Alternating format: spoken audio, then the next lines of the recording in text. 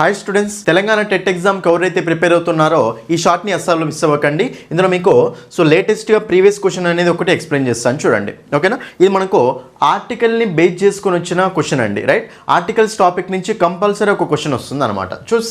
Choose the correct option with incorrect use of article. అంటే articles ప్రకారం ఏ సెంటెన్స్లో మనకు ఇన్కరెక్ట్గా use చేశారు, ఆర్టికల్స్ని ఏ సెంటెన్స్లో కరెక్ట్గా కాదు ఇన్కరెక్ట్గా యూజ్ చేశారో అడుగుతున్నాడు. అంటే గ్రామాటికల్లీ ఇన్కరెక్ట్ సెంటెన్స్ అడుగుతున్నాడు అండి. ఓకేనా, ఇక్కడ ఫస్ట్ సెంటెన్స్ చూస్తే she made an hourly visit. ఓకేనా, సో ఇక్కడ మనకు అవర్లీ అన్నప్పుడు ఆ అనే సౌండ్ వస్తుంది, ఎందుకంటే హెచ్ అనేది సైలెంట్. ఓకేనా, అవర్ అన్నా ఓకే, ఆనెస్ట్ అన్నా హెచ్ అనేది సైలెంట్గా ఉంటుంది కాబట్టి అంటే అది మనకు ఓవెల్ సౌండ్ అనమాట.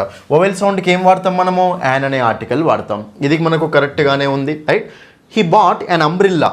అంబ్రిల్లా అంటే మనకి ఇక్కడ ఇంగ్లీష్ ప్రకారం చూసుకోకండి. ఓకేనా, ఇంగ్లీష్లో కాన్సనెంట్స్కి ఏ, ఓవెల్స్కి యాన్ అని కాదు, తెలుగు లాంగ్వేజ్ ప్రకారం చూసుకోవాలి. రైట్, అంబ్రిల్లా అంటే మనకు తెలుగులో ఏమొస్తుంది? ఆ వస్తుంది కదా.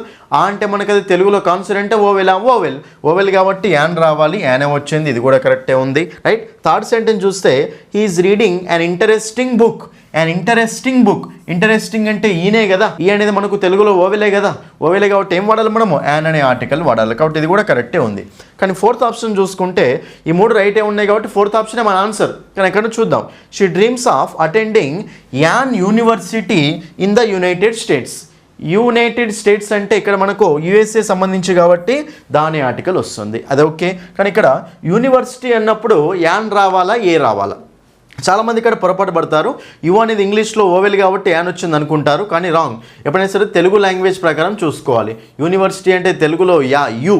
ఓకేనా, సో యా అనేది మనకు తెలుగులో కాన్సనెంట్, ఓవెలా కాన్సనెంట్ అండి. మరి కాన్సనెంట్ కాబట్టి కాన్సనెంట్ సౌండ్కి ఏం వాడాలి మనము? ఏ అనే ఆర్టికల్ వాడాలి. సో ఇన్ ఏ యూనివర్సిటీ అనాలి. ఓకేనా, ఏ యూనివర్సిటీ అనాలి కాబట్టి ఇక్కడ మనకు రాంగ్ సెంటెన్స్. ఓకేనా, ఇన్కరెక్ట్గా ఎక్కడ యూజ్ చేశారు? ఫోర్త్ ఆప్షన్లో యూజ్ చేశారు, కాబట్టి ఆప్షన్ 4 అనేది మనకు ఆన్సర్ అవుతుంది అనమాట. ఓకేనా, ఇది చెప్పండి.